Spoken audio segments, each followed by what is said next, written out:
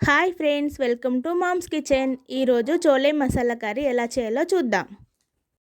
దానికోసం ఒక గ్లాసు కాబోలి శనగలు తీసుకొని 2 గంటలు నానబెట్టుకున్నాను. వాటిని ఇప్పుడు కుక్కర్లో వేసుకొని 2 గ్లాస్ వాటర్ యాడ్ చేసుకొని దాంట్లో లవంగాలు, చెక్క, ఇలాచి వేసుకొని 2 టీ బ్యాగ్స్ కూడా వేసుకొని 3 విజిల్స్ వచ్చేంత వరకు కుక్ చేసుకుందాం.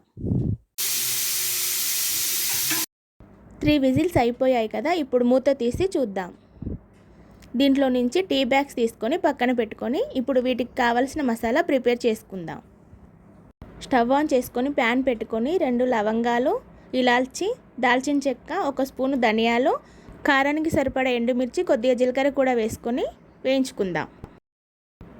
3 టమాటాలు తీసుకొని ప్యూరీ కోసం కట్ చేసి పెట్టుకున్నాను.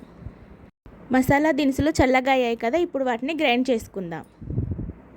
ఇలా పౌడర్ చేసి పక్కన పెట్టుకుందాం.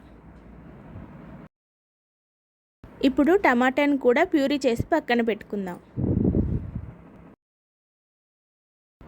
2 ఆనియన్స్ కూడా కట్ చేసి పక్కన పెట్టుకుందాం. ఇప్పుడు స్టవ్ ఆన్ చేసి ప్యాన్ పెట్టుకొని అందులో ఆయిల్ వేసుకుందాం.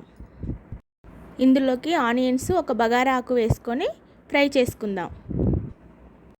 ఇవి కొంచెం ఫ్రై అయిన తర్వాత 1 స్పూన్ అల్లం వెల్లుల్లి పేస్ట్ వేసుకుందాం. కొద్దిగా పసుపు కూడా వేసుకొని కలుపుకుందాం. ఇప్పుడు ఇందాక చేసి పెట్టుకున్న టమాటా ప్యూరీని కూడా వేసుకొని ఆయిల్ పైకి వచ్చేంత వరకు కలుపుకుందాం. ఆయిల్ పైకి వచ్చింది కదా, ఇందాక తయారు చేసి పెట్టుకున్న పౌడర్ని తగినంత ఉప్పును వేసుకొని కలుపుకుందాం. ఇప్పుడు ఇందులోకి ముందుగా ఉడకపెట్టుకున్న చోలేను వాటర్తో సహా వేసుకొని కలుపుకుందాం. ఇప్పుడు ఇందులోకి 1 గ్లాస్ వాటర్ యాడ్ చేసుకొని ఉడికించుకుందాం. ఇప్పుడు ఇది దగ్గర పడింది కదా, ఇప్పుడు స్మాషర్తో చోలేని స్మాష్ చేసుకుందాం.